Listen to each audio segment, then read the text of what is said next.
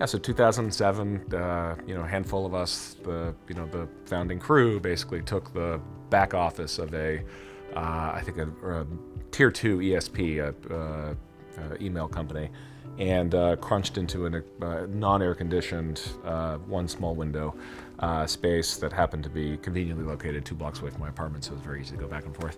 But started the business, and we started with a kind of a sweetheart deal with Right Media, right, which at the time was basically all of the, call it programmatic or exchange-based supply that was available. And again, it was all display inventory, very remnant, largely anchored by Yahoo supply. And we got in there.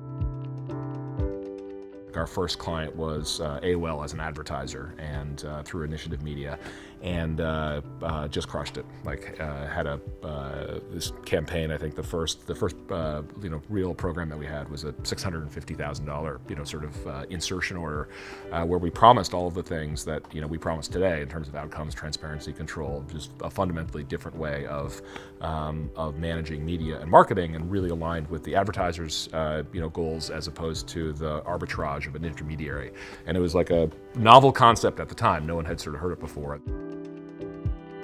So I was actually doing the initial trading myself, set up a bunch of new, novel, never before tried strategies in this platform, and then went away and got on a plane. 16 hours later, for example, I think we're finally done.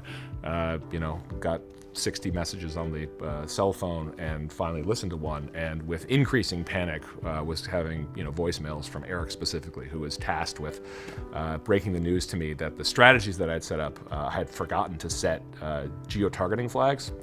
And so it was going extremely well. We were driving an incredible number of clicks from Uzbekistan. And so ended up having to basically swallow like $75,000 worth of pain in that 16-hour period while traveling to Cedar Rapids, Iowa for the first Thanksgiving of my new business.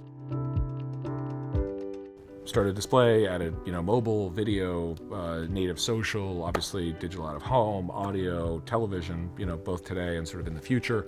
But this idea of moving horizontally across media types such that all of those touch points are instrumented in code, right? All addressable at sort of the touch of a button. Moving away from upstream proxies, moving toward in-store attribution, moving toward being able to truly translate a marketing goal to consumer delight in the most real-time way possible.